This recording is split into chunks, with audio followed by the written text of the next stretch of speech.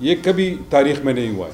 آپ اگر دیکھ لیں سوات میں یا ملکنڈ ریجن میں جتنے بھی فلڈز آئے تو اللہ کی فضل سے اس دفعہ جس طرح رسپانس ہوا ہے 24 آور میں لوگوں کو چیکس ملے ہیں, ان کو کمپنسیشن دی گئی ہے. 12 گھنٹوں کے اندر روڈز کھل گئے تھے, جو گند آیا ہوا تھا وہ اس کو صاف کر دیا گیا تھا.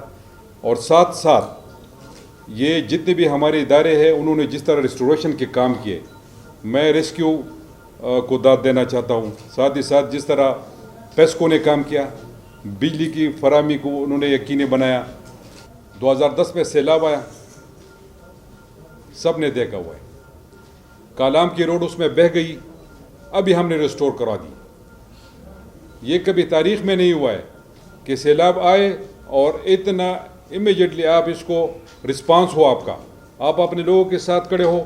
ریلیف ڈپارٹمنٹ نے جس طرح کام کیا ہے, لوگوں کو فیسیلیٹیٹ کیا ہے, راشن انہوں نے پہنچائیے, ان کو ٹینٹس ملے ہیں, ان کو کمبل وغیرہ پرووائڈ کر دی گئی تھی, اور ساتھ ساتھ ان کو چیکس بھی اس موقع پر ہم نے فراہم کر دیے.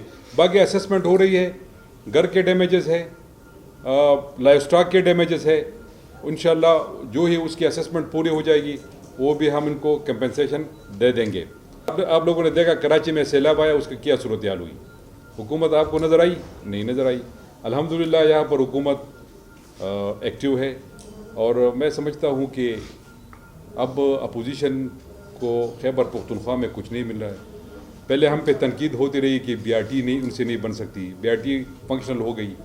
ایز اے چیف ایگزیکٹو میں سویا ہوا نہیں ہوں, میں بالکل جاگ رہا ہوں. میں ہر طرف دیکھ رہا ہوں, پورے خیبر پختونخوا پورے صوبے کے دیکھ رہا ہوں, اور الحمدللہ ہم رسپانس دے چکے ہیں اور انشاءاللہ دیں گے بھی.